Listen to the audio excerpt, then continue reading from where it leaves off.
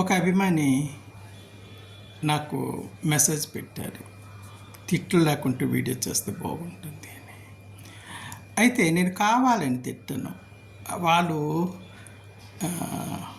నన్ను ఆ విధంగా తీసుకెళ్తారన్నమాట. కాబట్టి 4 ఇస్తూ ఉంటాను. ఇక్కడే కాదు, ఎక్కడైనా నా పద్ధతి ఇంతే. కరెక్ట్గా వెళ్తాను. పిచ్చి పిచ్చిగా వేస్తే మాత్రం 4 బూతులు అవుతూ ఉంటాయి. అవతల వాళ్ళ బూతులు అనుకున్నా నేను కేర్ చెయ్యను. కరెక్ట్ పద్ధతిలో వెళ్ళినప్పుడు కరెక్ట్గా ఉండాలి అనేది నా నిర్ణయం. కాబట్టి అది నాకు కరెక్ట్ అయిన రూట్ అని నేను అనుకుంటాను. ఈ సంఘటన మీరు ఉంటే మీకే తెలుస్తుంది. మా బావగారు పెద్ద 4 అంతస్తుల బిల్డింగ్ కట్టారు.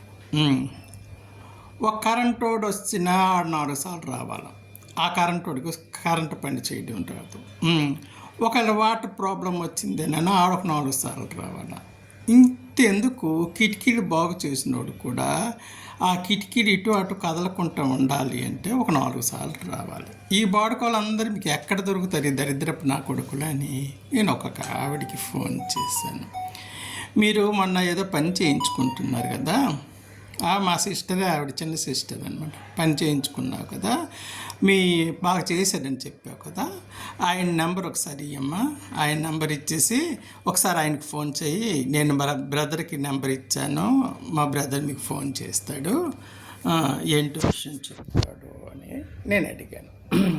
ఆవిడ ఏం చెయ్యాలి, నెంబరు ఇచ్చి ఆయనకు ఒకసారి వీలు చూసుకొని ఫోన్ చేస్తే నేను తర్వాత ఫోన్ చేస్తాను అనేది నా భావన. ఆడు ఉండడు అన్నది, ఎక్కడికి వెళ్తాడు అన్నాను. ఆడు తెల్లారు వెళ్ళిపోతే సాయంత్రం వరకు ఇంటికే రాడు, రాత్రి వరకు అన్నది. నువ్వు వెళ్ళి చూసావా అని అడిగాను. అయితే పోన్లే, ఆడు ఎప్పుడైతే ఏముంది, నువ్వు ఫోన్ చేసిన తర్వాత చెప్పు, నువ్వు చెప్పిన తర్వాత నాకు ఫోన్ చెయ్యు, అప్పుడు నేను ఆయనకి ఫోన్ చేస్తాను అన్నాను. ఆడు ఫోన్ చేసిన 3-4 రోజులకల్లా రాడు అన్నాడు. పోనీ ఆడు ఎప్పుడు వస్తే అప్పుడే చేయించుకుంటాము, ఆడికి ఎప్పుడు వీలైతే అప్పుడే వస్తాడు,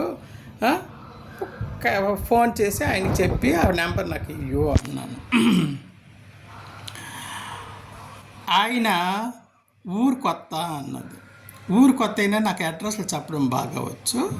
ఎప్పుడైనా ఊర్లోకి వచ్చినప్పుడు ఒకసారి రా బాబు అని అడ్రస్ కరెక్ట్గా చెప్తాను అన్నాను. అంటే ఇంతకుముందు ఇంకో వాళ్ళకి అలాగే ఇచ్చాను, వాళ్ళేమో పని చేయించుకోలేదట, వద్దండి సార్ అట అన్నది. ఆ సంగతి నాకు అనవసరం. చూడండి, నేను ఫోన్ నెంబర్ ఇయ్యు, నువ్వు వెళ్ళి ఆయనకు ఒకసారి ఫోన్ చెయ్యు, ఆ ఫోన్ చేసిన తర్వాత నేను ఫోన్ చేస్తాను, ఆ అబ్బాయికి ఎప్పుడు వీలైతే అప్పుడే వస్తాడు, అడ్రస్ తెలియకపోతే నేను కరెక్ట్గా చెప్తాను, కన్ఫ్యూజన్ ఉండదు అని నేను ఇన్ని రకాలుగా చెప్తుంటే ఆవిడ ఫోన్ నెంబర్ ఇవ్వడానికి ఇష్టం లేదో, లేకపోతే ఆవిడ పద్ధతి ఇలా వాగడం అలవాటు నాకు అర్థం కాదు. ఒకదానికొకటి మల్లెపువ్వులు దారంతో కూర్చున్నట్టు కూరుస్తుంది. అప్పుడు నాకు అసలే ఇకారం, దానికి తోడు బీపీ ఎక్కిపోయింది. నేను అడిగింది ఏంటి, ఫోన్ నెంబరు నీ పనిచేసిన కార్పెంటర్ ఫోన్ నెంబర్ ఇయ్యమ్మా అన్నాను. దానికి ఆవిడది ఈ ఊరు కాదు, రెగ్యులర్గా రాడు, శ్రీకాకుళం తెలీదు, ఇంతకుముందు ఒకరికి ఇచ్చాను, 3 రోజుల తర్వాత ఫోన్ చేసి వద్దని సరట, నైనా ఫోన్ చేస్తాము ఎవరో కార్పెంటర్కి, బాబు మాకు కొంచెం పని ఉంది వస్తారా అని చేస్తాము. వస్తారా అని చేస్తే ఒకరోజు రేపు వస్తాను సార్, లేకపోతే ఎల్లుండి వస్తాను సార్ అంటే బాగుంటుంది. కానీ ఆడికి ఎప్పుడో తీరికైన రోజు చప్ప చేయకుంటూ వచ్చేసి మీరు రమ్మన్నారు అంటే అంతవరకు వీడి గురించి కూర్చుంటారా? మన పని మనం చేయించుకుంటాం కదా, వీడి కాకపోతే ఇంకోటితో చేయించుకుంటాం కదా. ఆవిడ ఒకదానికొకటి నాకు ఎకారం వచ్చి బూతులు కావు కదా, పరంబూతులు. ఈ వీడియోలో చెప్పలేను.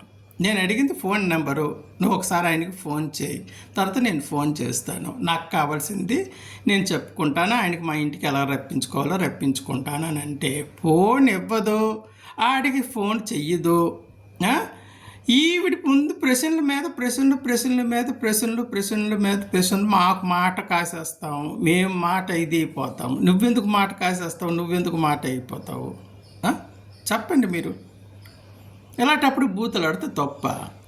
అలాంటి వాళ్ళకి ఊరుకోవాలా? నేను అడిగిన దానికి ఒక్క మొక్క సంపాదిస్తాను, నేను ఇవ్వను అంటే సరే, నేను ఇస్తాను అంటే నేను ఫోన్ నెంబర్ ఇస్తున్నాను, నేను ఆయనకు ఫోన్ చేస్తాను, ఆయన ఫోన్ చేసిన తర్వాత మళ్ళీ నీకు ఫోన్ చేస్తాను, అప్పుడు నువ్వు ఫోన్ చేసి మాట్లాడుకో అన్నా బాగుంది. ఈవిడ ఒకటి ఆడు కొత్త ఊరట, ఆడు రెగ్యులర్గా రాడట, ఆడు ఇంటికి పోల్చుకోవడం తెలియదట. మొన్న ఎవరికో ఇస్తేనట అలాంటి పని అప్పచెప్పకుండా వద్దనేసారట. మరి ఇది ఎప్పుడో వారం రోజులకు వస్తామంటే వాళ్ళు ఆ పని ఆపేసుకొని కూర్చుంటాను.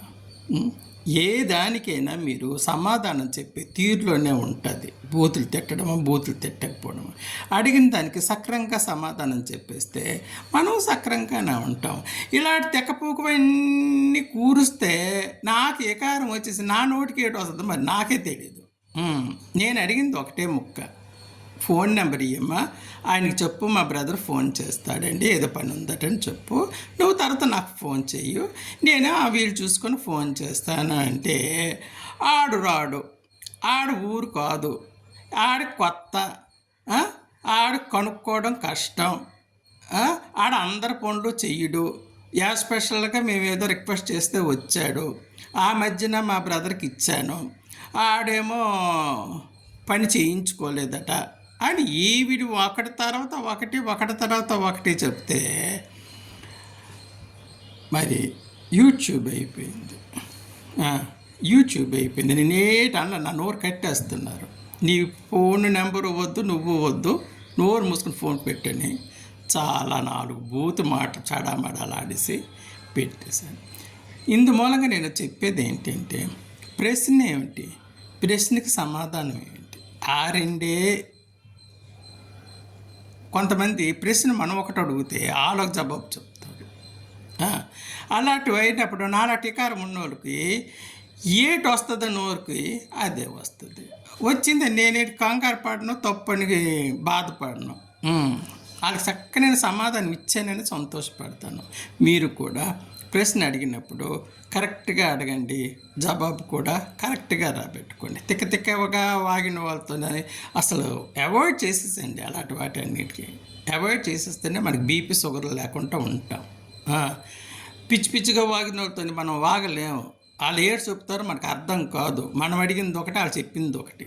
కాబట్టి మీరు ఏదైనా సరే బుర్ర బాగా పెట్టి బుర్ర బాగా పెట్టి మీరు మాట్లాడండి. బుర్ర బాగున్నోళ్ళతోనే మాట్లాడండి. పిచ్చిగా మాట్లాడుతున్నాడు మీరు మాట్లాడకండి, టైం వేస్ట్. ఉంటానే.